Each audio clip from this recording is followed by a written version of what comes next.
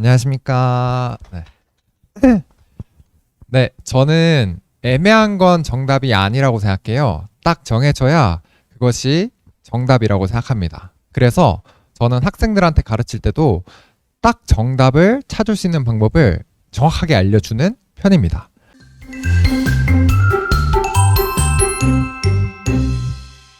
제가 이제 딱 정해주는 수능 공부법이라는 제목으로 오늘 발표를 시작할 건데, 밑에 살짝 좀 안 보이지만 뭐라고 적혀 있냐면, 사소한 것 하나까지 궁금한 학생들을 위한 설명회 라고 적혀 있습니다. 그래서 제가 타겟팅을 하는 학생들은 2등급 후반에서 5등급 초반대까지 학생들을 위주로 타겟팅을 했다라고 생각을 해주시면 되겠습니다.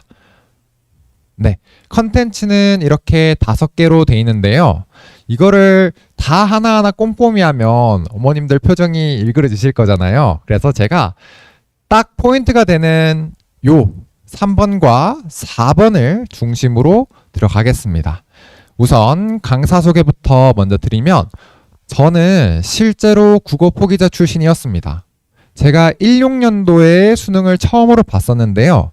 그때 제 성적이 5등급이었습니다. 5등급. 제가 5등급까지 타겟팅하는 이유가 거기 있겠죠. 제가 5등급 출신이었고요. 그리고 심지어 삼수했었습니다. 네, 삼수를 하게 되는 게 어떤 의미가 있냐면, 사실 지금도 제가 시험 계속해서 팔로잉하고 수능 시험들도 계속 보고 이렇게 하는데, 그때와 마인드가 사실 너무 달라요. 그때는 생존을 위해서 했잖아요. 그래서 이게 한 번 더 실패하면 어머니 얼굴 어떻게 보지 이런 생각으로 정말 생존을 목표로 했었기 때문에 그때 진짜 시험의 본질에 조금 더 가까워질 수 있었던 것 같아요. 그리고 저는 실제로 한의사입니다. 라이센스가 있는데 이거를 하고 싶어서 이렇게 한 겁니다. 자, 이 3가지의 공통점을 한번 찾아보면요, 바로 시험 전문가라는 겁니다. 국어 포기자 출신으로서 좋은 성적을 받기 위해서 얼마나 노력을 많이 했을까요? 그리고 삼수생으로서 얼마나 마음고생이 컸을까요? 한의대 왔더니, 대학교 오면 놀 수 있다 그랬는데 왔더니 계속 시험을 보는 거예요. 그래서 시험 하나만은 제가 제일 많이 봤을 겁니다. 그래서 그 시험 전문가가 바라보는 이번 수능의 기조 및 특징은 어땠느냐? 다 아실 거예요. 다들 들어보셨을 거고 다 아는 거지만 간단하게 한번 찝어보면, 출제 기조는 작년과 유사했습니다. 출제 기조가 어땠냐? 이건 뒤에서 한 번에 조금 더 정리해 드릴게요. 그리고 난이도는 24학년도 수능보다는 조금 쉬웠고 25학년도 9월보다는 살짝 어려웠던 수준이었습니다. 그리고 시험 내용을 분석하면은 선지가 어려웠기 때문에 비교적 이제 점수가 90점대 초반으로 이제 유지될 수 있었습니다. 그리고 EBS 중요도는 커졌고요. 그리고 국어의 중요도는 이제 이 다음 선생님이 수학 선생님인데 사실 수학이 더 중요해요. 자, 국어 선생님인데도 불구하고 솔직하게 말씀드리면 수학을 잡는 게 훨씬 더 중요하다. 근데 어머니, 이런 말이 있어요. 고등학교 3년 내내 가장 중요한 건 수학인데 수능 당일날 가장 중요한 건 국어다. 그래서 수능 당일날은 이게 바뀔 수도 있다는 거. 네, 그리고 선택 과목을 이제 선택을 아직 안 하신 경우에는 엄매를 선택하는 거를 조금 더 추천드립니다. 그래서 중요한 건 뭐냐? 선지에서 조금 더 어려워졌다라는 거고, 그러면 선지만 분석하면 되냐? 당연히 안 되겠죠. 지문 이해가 안 되는데 선지를 어떻게 이해를 하겠어요? 그래서 기본적인 지문 이해도는 갖춰야 한다, 이렇게 말씀드릴 수 있겠습니다. 파트별 분석 같은 경우는 다들 아시겠지만 제가 좀 정리해서 부록으로 나눠드렸으니까 그거 보시면서 참고하시면 되겠습니다. 자, 이제 하이라이트로 넘어가겠습니다. 저한테 학생들이 공부에 대한 고민을 하면서 이런 질문을 해요. 선생님, 공부는 재능이 아닌가요? 보통 공부하기 싫은 학생들이 이런 말을 많이 하죠. 자기는 재능이 없기 때문에 안 하는 게 맞다, 이런 식으로 논리를 펼치는데, 공부 재능 아닌가요? 이렇게 얘기를 합니다.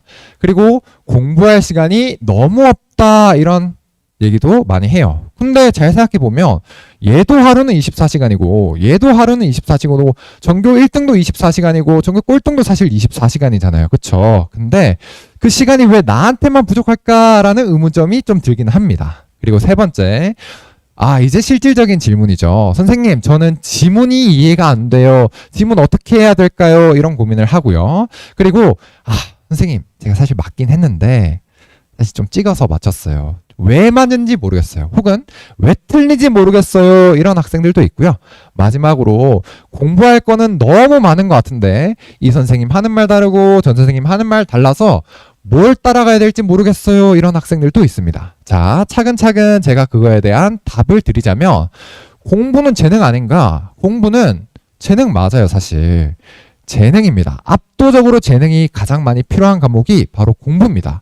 아니, 음악 재능이잖아요. 인정하시잖아요. 미술 재능이에요. 인정하시잖아요. 운동 재능입니다.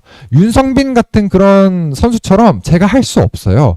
공부도 마찬가지예요. 공부도 재능입니다. 근데 여기서 학생들이 가장 많이 실수를 하는 게 뭐냐면 공부의 이 재능과 지능을 착각한다는 거예요. 재능과 지능은 명백하게 다른 말입니다.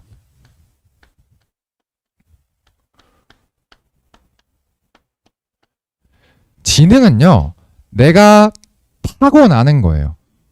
물려받은 거예요. IQ 같은 거라고 생각하면 되죠. 근데 이 재능은요, 물론 지능의 영역도 있습니다.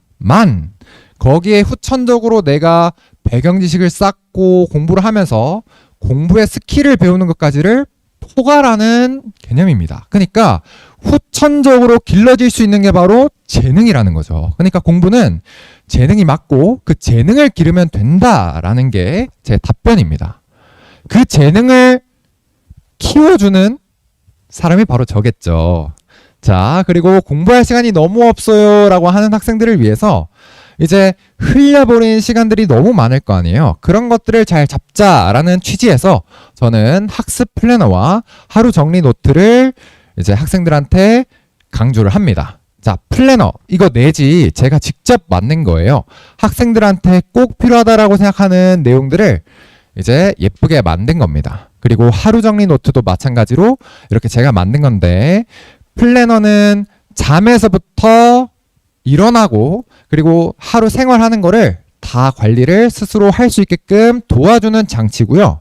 그리고 하루 정리 노트는 뭐냐면 하루에 자기가 공부를 12시간, 13시간 했대요. 책상에 앉아서 나 오래 앉아 있었으니까 공부 잘 됐을 거야 라고 착각을 하는데요. 공부는 사실 시험 때 떠올라야 그게 공부가 된 거잖아요. 시험장에 앉았는데 내가 뭔가 공부했다는 그 기억만 남아있어. 근데 실질적인 내용이 없어. 안 풀릴 거 아니에요. 그쵸? 그러니까 그날 공부한 것들을 그날 다 소화할 수 있도록 하루 정리 노트를 이렇게 백지에다가 스스로 써보는 거예요. 써봄으로써 자기가 다음 날에 부족한 공부를 찾아서 할 수도 있고 이렇게 하는 거예요. 이런 게 재능을 키울 수 있는 방법입니다. 자, 그리고 세 번째, 지문이 이해가 안 돼요 라는 학생들이 있는데 그런 학생들은 지문을 일관적인 방법으로 읽지를 못해요. 그러니까 자기만의 독서 방법이 없는 겁니다. 이게 얼마나 심각하냐면요. 수능 과목 국어에 독서론이라고 있어요. 독서하는 방법을 알려주는 거를 수능에서 3문제나 내요. 3문제나. 거기 있는 방법들을 잘 정리를 하면요. 이렇게 3가지 용어로 정리가 될 겁니다. 유기성, 스키마, 배경지식. 자, 용어가 조금 어색할 텐데 유기성은 부분과 전체와의 관계를 보면서 읽으라는 거예요. 부분을 파악해서 전체 내용을 파악하고 전체 내용을 파악해서 부분의 내용을 파악하라는 거예요. 그리고 스키마는 글을 구조화하라는 거고요. 배경지식, 내가 아는 게 많으면 사실 더 잘 읽힐 수밖에 없어요. 자, 이거를 하나하나 제가 자세하게 한번 보여드리겠습니다. 자, 이게 유기성인데요. 저는 방법을 되게 구체적으로 알려주는 사람입니다. 유기성 어떻게 해요, 선생님? 일단 키워드부터 찾아. 그리고 그 키워드의 의미를 파악하고 다음 문장과 그 앞에 문장이 순접인지 역접인지를 파악하고 앞서 읽은 내용에서 같은 말 받는 말을 찾아봐 이렇게 얘기를 해요. 사실 이거는 어느 선생님이든지 이런 걸 강조를 하세요. 근데 저만의 차별점은요. 학생들은 뭐가 키워드인지를 모른다는 게 문제예요. 근데 다른 선생님들은 이거에 대한 고민은 안 하셔서 이걸 저만 사실 하고 있거든요. 키워드를 딱 답을 정해줍니다. 제가 딱 정해주는 수능법이라고 했잖아요. 딱 정해줘요. 얘들아, 키워드는 이 10가지야 이렇게 얘기를 해요. 자, 조금 더 강조해서 말씀드릴게요. 이 10가지만 키워드야. 얘들에만 밑줄 쳐서 읽으면 돼. 얘들에만 집중해서 읽어. 이렇게 정해주는 거예요. 자, 이게 효과가 있는지 한번 보여드리겠습니다. 자, 이런 예시들이 다 있는데 안 보이시죠? 이거 일부러 안 보이게 해놓은 거예요. 글씨가 너무 작죠? 자, 하나 보여드리겠습니다. 자, 저기에 키워드가 대비되는 경우라고 하나 있었어요. 이거 실제 기출 지문입니다. 조금 오래되긴 했지만 기출 지문입니다. 자, 이렇게 긴 글을 제가 밑줄 하나만으로 딱 집중되게 한번 해드리겠습니다. 자, 쭉 다 읽었다라고 가정했을 때 전자에 한다는 능력의 소유를 의미하는 것으로 절차적 지식이라고 하고 후자에 안다는 정보의 소유를 의미하는 것으로 표상적 지식이라고 한다. 자, 얘를 네모 치고요. 얘를 세모 치겠습니다. 그러면 이 긴 글이 그냥 뭐예요? 아, 절차적 지식과 표상적 지식에 대해서 설명하려고 하는구나 이렇게 요약이 되는 거예요. 이렇게 키워드를 찾는 법까지 다 알려드리는 겁니다. 자, 이렇게 키워드를 찾는 거를 보여드렸으면 그 다음에 제가 스키마도 한번 보여드리겠습니다. 제가 책 전체에 있는 내용을 다 다룰 수 있으면 좋겠지만 사실 시간적인 여유가 안 되잖아요. 자, 스키마를 단적으로 한번 보여드리겠습니다. 그림으로. 자, 왼쪽에 20개입니다. 20개의 뭔가 농작물이 있어요. 자, 이거를 얘들아 그대로 외워봐 라고 하면 외울 수 있나요? 없나요? 없어요. 이건 못 외우는 게 내 지적 능력이 부족해서가 아니에요. 이거를 이렇게 한번 묶어볼게요. 견과류, 과일, 곡류, 채소 이렇게 하면 훨씬 더 잘 보이고 더 잘 외워지는 거예요. 자, 이것도 실제로 제 책에는 이렇게 설명이 다 돼 있고요. 예시 한번 보여드리겠습니다. 자, 글의 구조는 의문과 대답이라는 게 있어요. 자, 의문과 대답만 잘 보면 글의 전체 내용을 잘 파악할 수 있는 겁니다. 한번 보겠습니다. 의문사가 이렇게 보여요. 자, 사고작용은 과연 사물이나 사태에 대한 총체적인 인식에 도달할 수 있는가? 사고를 했을 때 그 사물이나 사태에 대해서 인식을 제대로 할 수 있는가에 대해서 물어본 거죠. 그럼 그거에 대한 답이 이 글의 주제일 거예요. 자, 안 된다겠죠. 사물은 우리의 의식 밖에 있으므로 사고로 인식을 할 수 있느냐 했는데 사고의 밖에 있대. 그럼 인식이 안 된다는 거잖아요. 그래서 사물은 우리의 의식 밖에 독립적으로 존재하며 그것의 속성들은 시간에 따라 끊임없이 변한다. 답은 뭐예요? 못한다예요. 그러면 글의 중심화제는 이런 문제가 나왔다라고 한번 해봅시다. 경험적 지식 형성 과정에서의 사고의 한계. 적절한 선지가 되는 거죠. 자, 윗글의 주제를 함축한 말은 이 강의실이 어제의 강의실이 맞나요? 자, 이 사물에 대한 인식을 제대로 하고 있는 게 맞나요? 이렇게 되는 거죠. 그러면 얘도 적절한 선지가 되는 겁니다. 이렇게 글의 구조를 파악하면서 읽으면 확연히 잘 보이는 겁니다. 글이. 자, 그리고 배경 지식의 제가 중요성도 한번 실제로 보여드릴게요. 자, 이거는 실제 기출 지문입니다. 유비논증이라고 하는 거에 대한 내용이 나왔어요. 되게 어려운 내용이에요. 근데 유비논증에 대해서 아예 모르고 있던 학생들은 읽기 어렵겠죠. 그러면 이거에 대해서 간단하게 서술해 놓은 책이 사실은 있어야 되죠. 근데 지금 사실 그런 책은 없어요. 저만 하고 있습니다.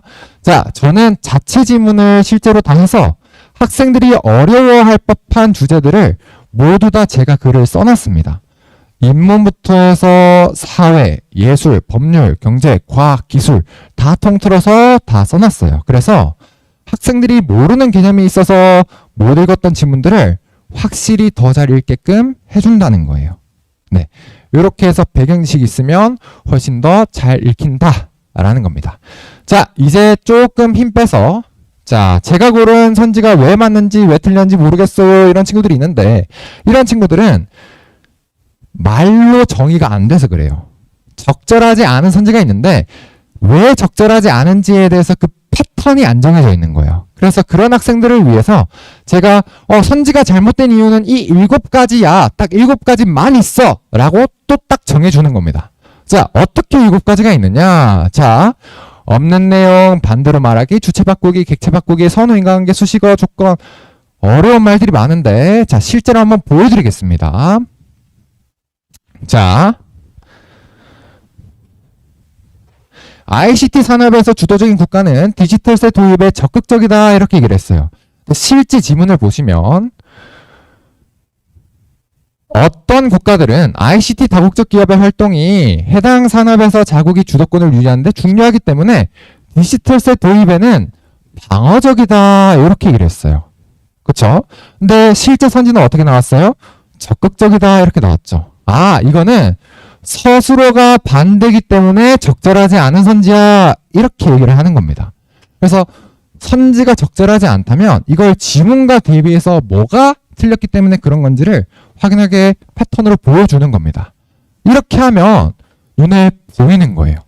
아시겠죠? 자, 그리고 공부할 것이 너무 많은 학생들을 위해서 해결책은 야, 이거 공부 안 해도 돼 이렇게 쳐주는 거겠죠. 혹은 이렇게 공부할 게 많은데 나도 다 갖고 있어 이것만 공부해 이것도 하나의 방법일 거예요. 저는 후자의 방법을 택했습니다.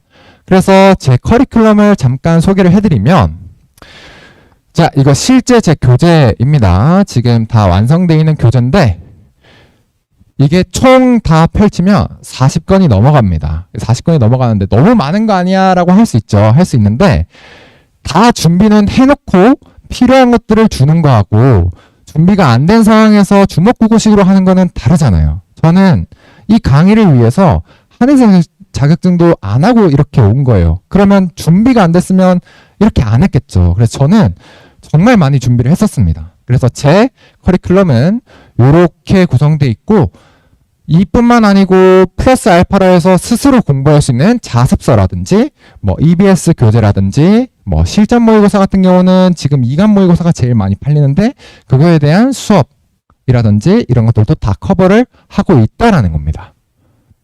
자, 제 차별점을 다시 한번 요약해서 3가지로 한번 보여드리겠습니다. 자, 첫 번째, 생활 관리도 한다는 점입니다. 아까 플래너랑 하루 정리 노트라는 걸 보여드렸죠? 그렇게 해서 생활 관리를 한다라는 점이고, 자, 수업, 아까 제가 독서를 보여드렸는데 항상 일관되게 설명을 한다라는 거예요.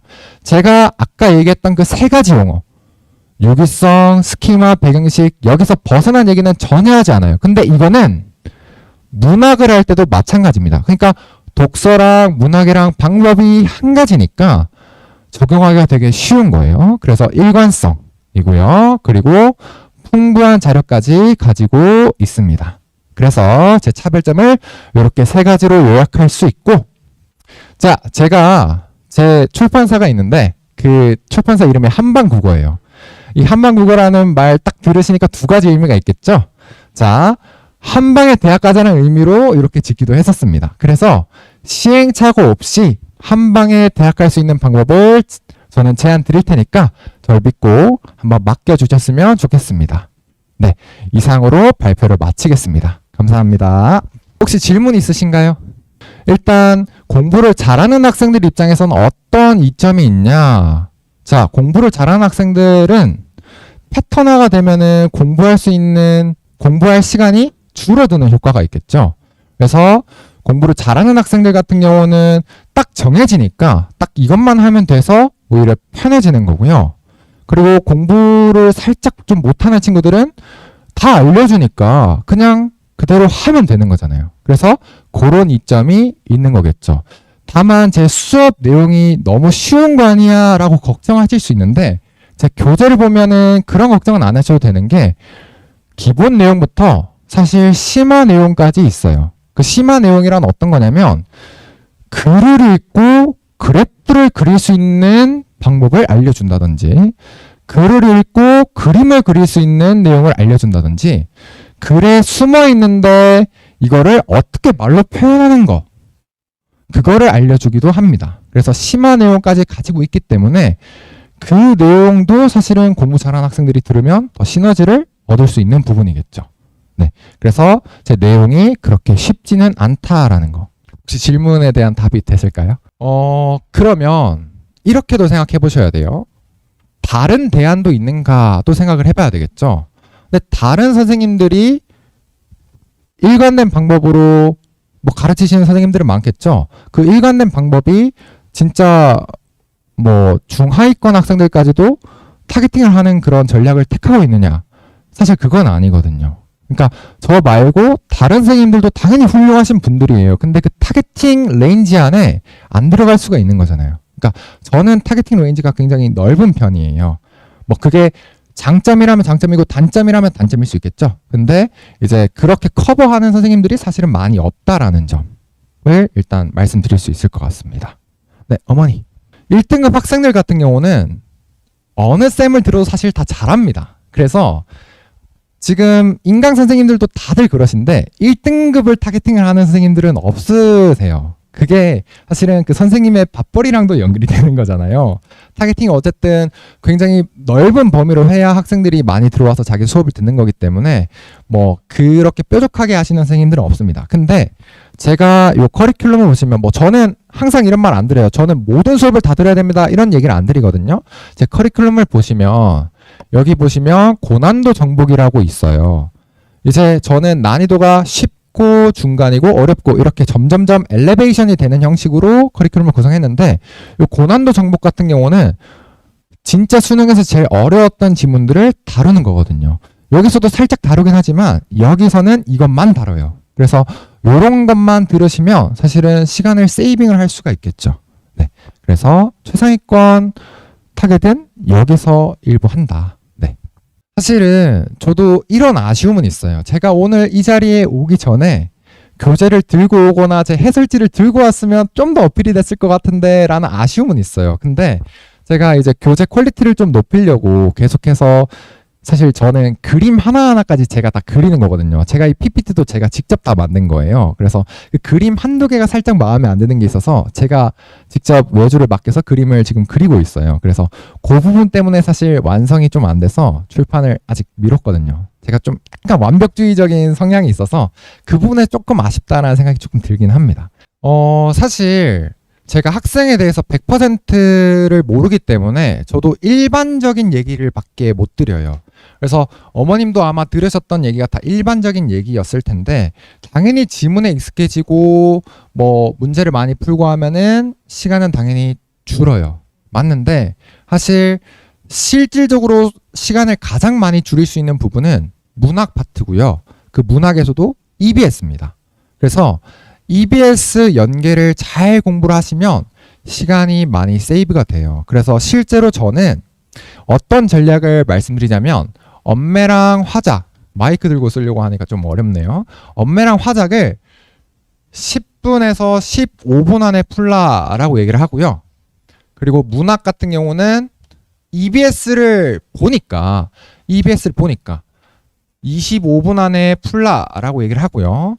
그 다음 나머지 시간을 다 독서에 투자해라 이렇게 얘기를 합니다. 그리고 제가 실제로 성적을 얻었던 방법도 사실 이것 때문이었어요.